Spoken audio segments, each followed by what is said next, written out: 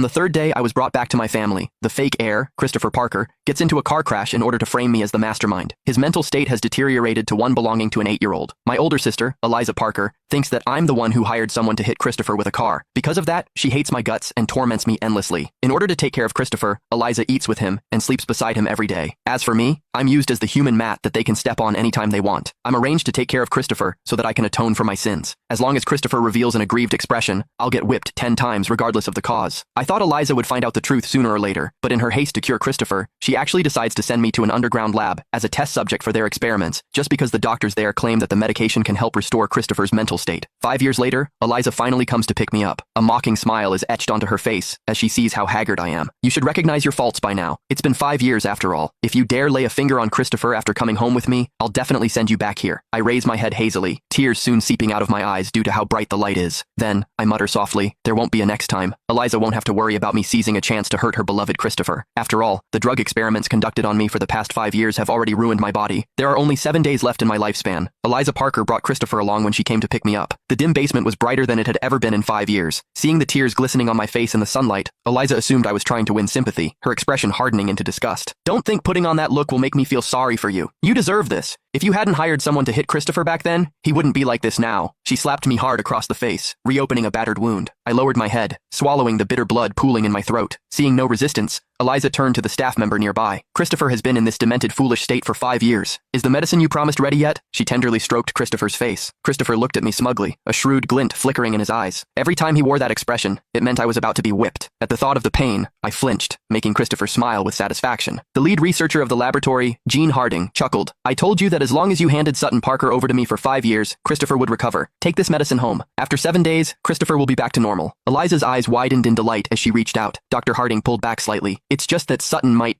what? Eliza snatched the medicine, having no intention of listening, and left with Christopher in tow. Aren't you planning to take him back with you? Dr. Harding called out, pointing at me sprawled on the ground. Eliza paused, then yanked my arm to pull me to my feet. After a few staggering steps, I collapsed. Years of drug testing had deformed the bones throughout my body, leaving my skin and flesh close to rotting. Every step was an immense torment. I broke out in a cold sweat, a whimper escaping my lips. Christopher crouched beside me with feigned innocence, then suddenly burst into loud sobs. Eliza! Sutton bit me! Eliza's expression darkened. Sutton, 5 years have passed, and you still refuse to mend your ways? My teeth were pulled out a long time ago, I replied with great difficulty. How could I possibly bite him? Over 5 years I was tortured repeatedly, my limbs broken and reset, my flesh sliced open. To survive, I was reduced to fighting dogs for food. When I truly felt I could barely hold on, I went to great lengths to steal Dr. Harding's phone to beg Eliza to bring me home. Her refusal was immediate. You must pay the price for what you've done. Just stay there and be the test subject for Christopher's drugs. Quit